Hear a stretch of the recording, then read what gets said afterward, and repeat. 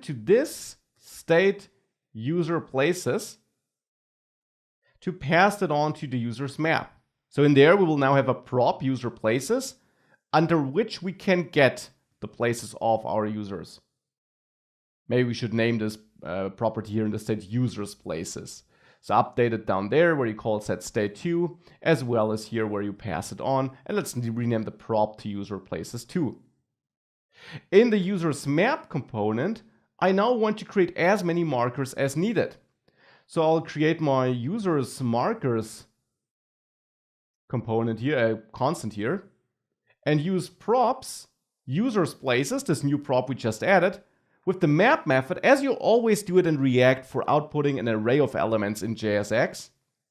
In there, I'll get my user place, and I want to return a mapView.marker component where I bind the coordinate to user place, because that is an object that has a latitude and longitude key or property.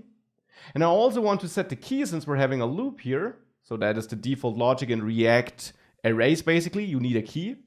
Set the key to user place ID.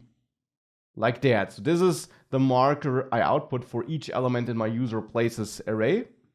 So now I got this users markers constant, which I can output next to my user location marker.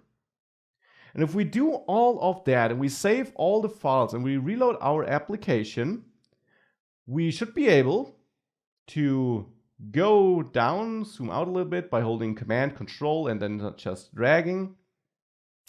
And first of all, click Get User Places.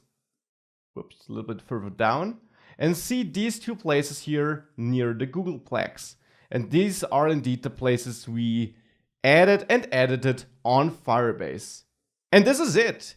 This is of course only a rough introduction to React Native. There is much more you can do with it, with the styling. You can access the camera, add authentication, create responsive designs, all of that covered in my Udemy course in case you're interested. But I hope that this was a great introduction to it, that you got a feeling for how you work with React Native, how you start a project, how you add packages that need native device features, how you work with components, build your own components, work with the web, with a backend. And now you can dive into the official docs and or my course, or of course some other tutorial to learn more about it. Would be great to welcome you in my course, would be great to welcome you in future videos here on this channel. Have a great day. Bye.